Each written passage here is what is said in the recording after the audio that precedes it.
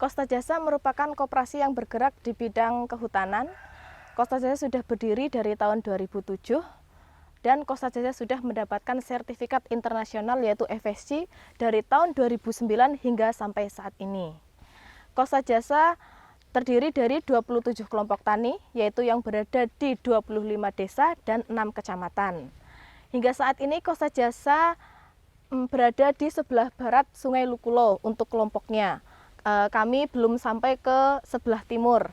Di awal berdirinya Kosta Jasa dulu didampingi oleh suatu lembaga yang bernama The Forest Trust atau TFT. Namun sejak tahun 2018 Kosta Jasa sudah mulai mandiri. Untuk resertifikasi 2019 Kosta Jasa sudah bisa membiayai sendiri hingga sekarang.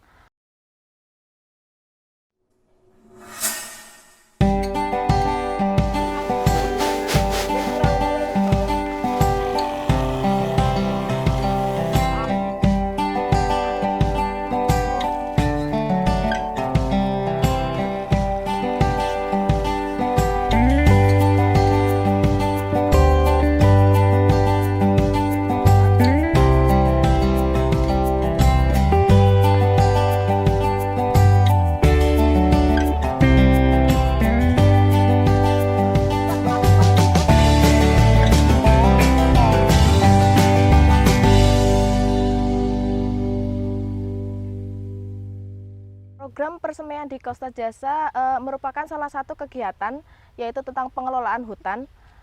Karena kita di Kosta Jasa kan ada penebangan kayu. Yang namanya penebangan kan pasti kita bukan hanya menebang tapi kita juga menanam. Sehingga kita melakukan kegiatan persemaian tersebut. Kegiatan persemaian juga bermanfaat bagi masyarakat, banyak yang membutuhkan kayu-kayu. Kegiatan persemaian ini juga untuk belajar para petani bagaimana sih caranya menyemai dari benih menjadi bibit, lalu untuk proses penanamannya seperti apa. Selamat pagi untuk kita semua.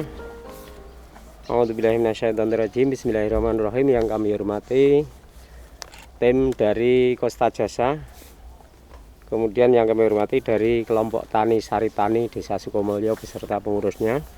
Baiklah, pada pagi hari ini kami akan sampaikan prosedur kegiatan pembuatan bibit tanaman hutan rakyat di kelompok tani Sari Tani Desa Sukomulyo Kecamatan Rowokle pada pagi hari ini. Jadi bibit di kelompok tani Sari Tani Desa Sukomulyo Kecamatan Rowokle yang bersumber dana dari Kosta Jasa atau Koperasi Serba Usaha Kosta Jasa Kebumen, ini ada 4 jenis, yaitu bibit jati, kemudian bibit suren, bibit balsa, dan bibit mindi. Perlu kami sampaikan beberapa kegiatan yang perlu diperhatikan sebelum pelaksanaan kegiatan ini. Jadi yang pertama, perlu prapersiapan itu adalah pemilihan lokasi pembibitan. Pemilihan lokasi pembibitan ini yang perlu diperhatikan bahwa lokasi tersebut harus datar, kemudian tersedia cukup air, kemudian dekat dengan jalan yang dalam ini dikandung maksud untuk memudahkan distribusi bibit di kemudian hari. Kemudian yang berikutnya adalah dekat perkampungan, dikandung maksud untuk memudahkan kita mencari tenaga kerja dalam pelaksanaan pekerjaan ini.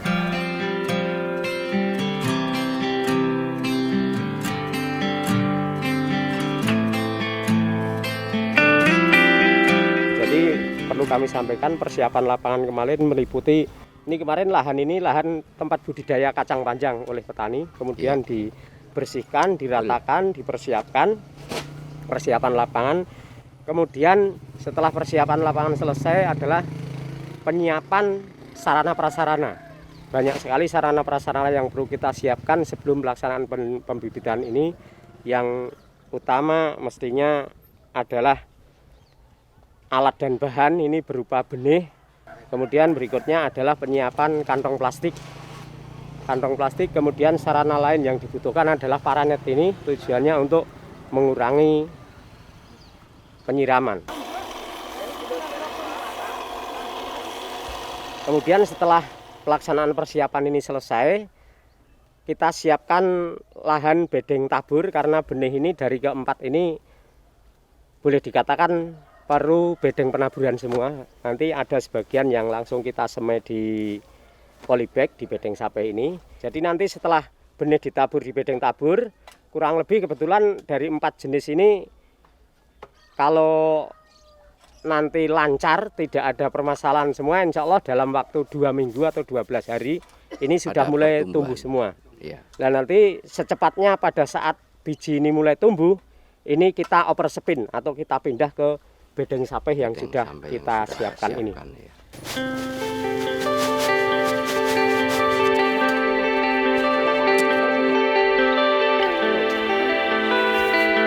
Masuklah kita ke kegiatan prosesi pelaksanaannya.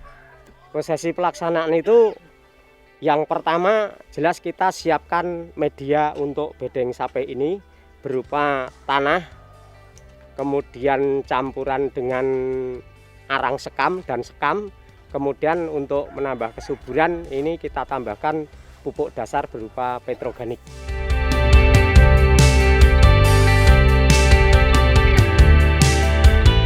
Sekam ini dikandung maksud untuk memberikan sifat poros pada media ini agar pada saat penyiraman atau bahkan mungkin pada saat persemaian ini belum siap salur tapi sudah ada hujan, ini tidak bacek, artinya bisa meresapkan air dengan lancar dengan tambahan arang sekam ini.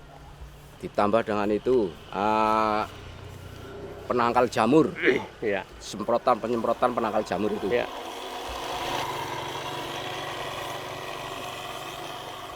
Dua minggu berapa itu semprot lagi.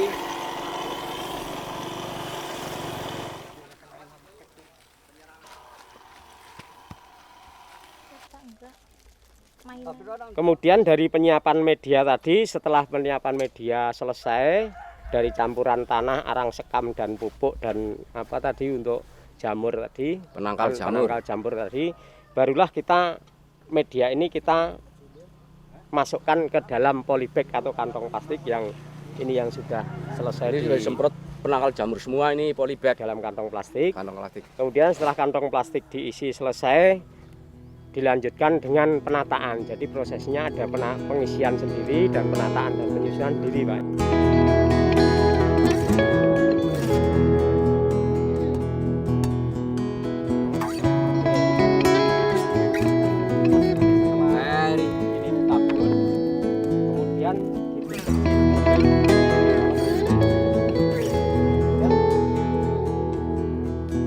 Sambil prosesi pengisian kantong plastik dan persiapan kemarin itu benih jati sudah kita rendam. Jadi sambil jalan benih jati sudah direndam.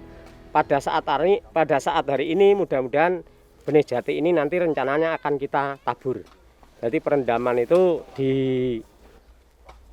selama 3 hari direndam air. Baiknya sebenarnya di air mengalir, Mas.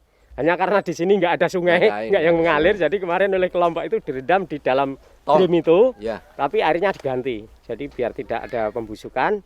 Kemudian setelah 3 hari kita tiriskan atau kita angkat seperti itu.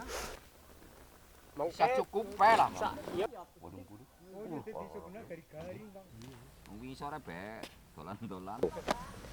Dan nanti setelah itu siap kita sebar atau kita tabur di bedeng tabur yang sudah kita siapkan. Dan nanti jangan lupa Pak Darmin dan teman-teman ya, nanti siap. Penaburannya diupayakan bagian wudel nih kalau ngarani itu di bawah kemurep.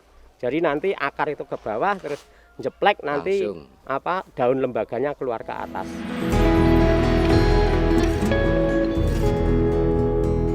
Padahal depan-depan penake.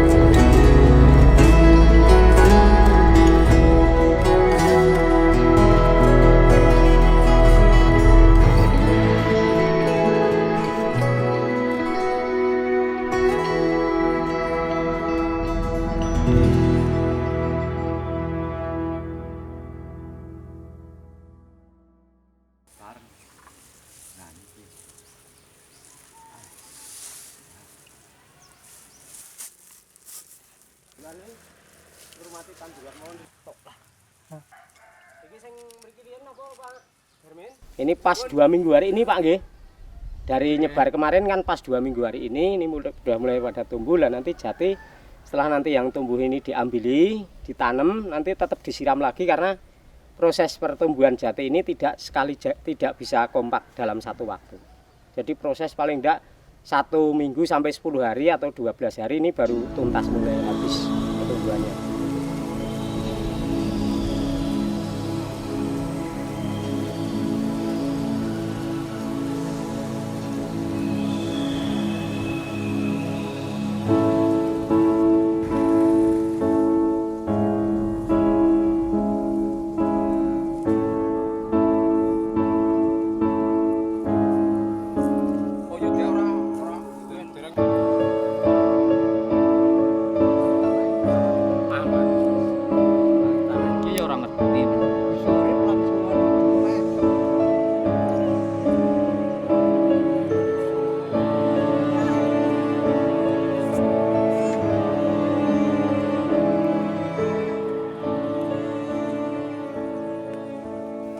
Jadi ada dalam satu biji jati itu ada 4 sebenarnya.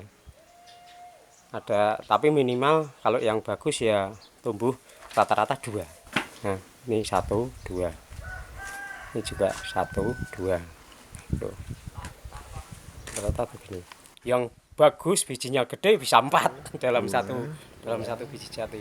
3, 4.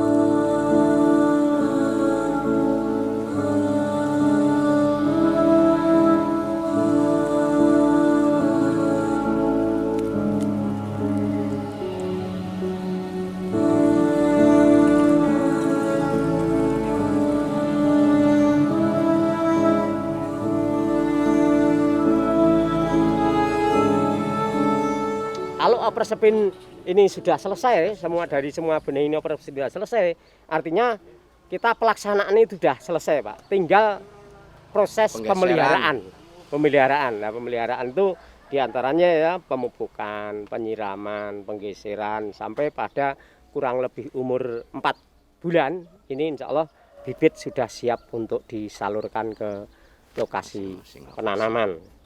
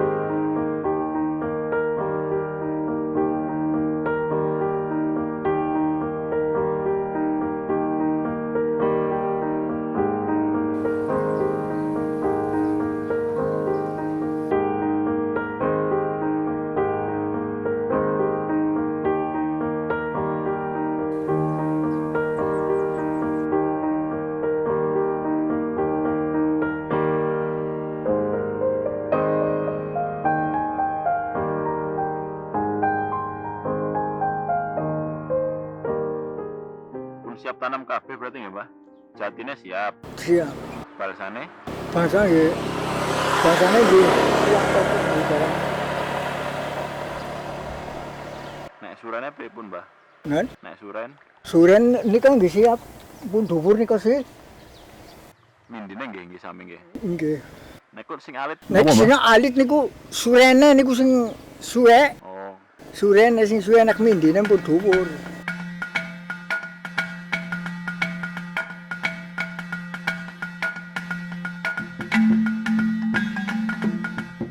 Kayak gonku nggak kerambil ya.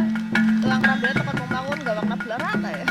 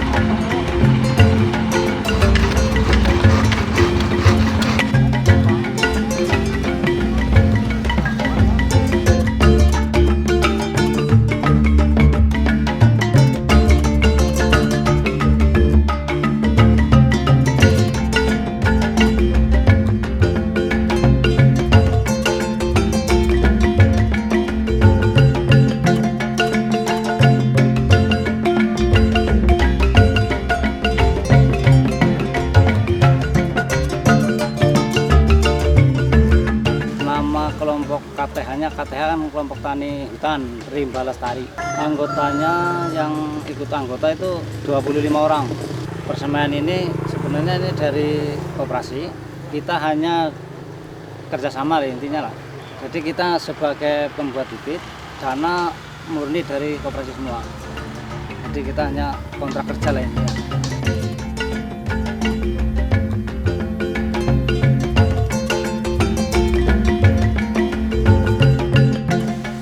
Kalau untuk yang buah ya alpukat, durian, matoa, bambu mete. Ada 4 kalau untuk yang buah. Kalau untuk yang konservasi ini ada gayam, pucung, sama aren. Baru 3 sih. Yang setek belum jamin lah. Kayaknya nggak tumbuh sih. Tapi ya mudah-mudahan tumbuh. Ya memang kalau kendalanya mungkin itu dari biji sendiri sih. Terus yang kedua untuk setek memang kami belum bisa lah, intinya belum bisa. Dari target ya kisaran target kan 40.000 ya. Ini 28.000 itu berapa persen tuh? Sekitar 60-an.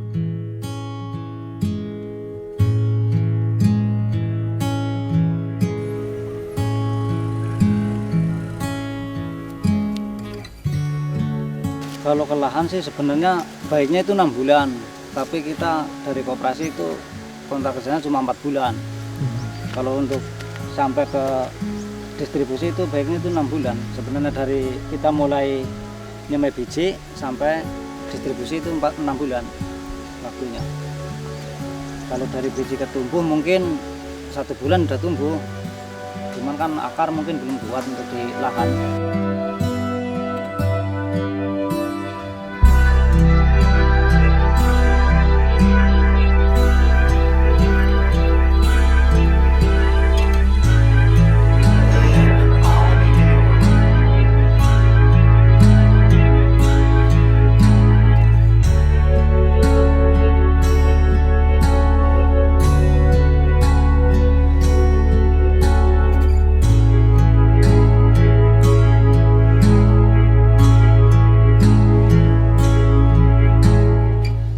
Kegiatan persemaian di Kosta Jasa didukung oleh kelompok tani, terutama di dua kelompok, yaitu di daerah Sukomulo yaitu kelompok Sari Tani, dan di desa Kalibening Karanggayam kelompok Rimba Lestari.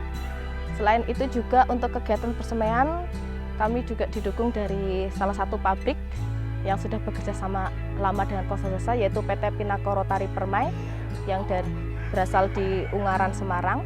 Kemudian dukungan dari pendamping persemaian dari CDK Provinsi Jawa Tengah wilayah 8. Untuk kedepannya persemaian Kosta Jasa utamanya akan dibagikan kepada kelompok tani hutan. Nanti sisanya akan dibagikan kepada desa-desa sekitar yang membutuhkan. Untuk tanaman konservasi akan kami tanam di daerah sekitar mata air dan sekitar lahan-lahan kritis yang berada di area kerja Kosta Jasa.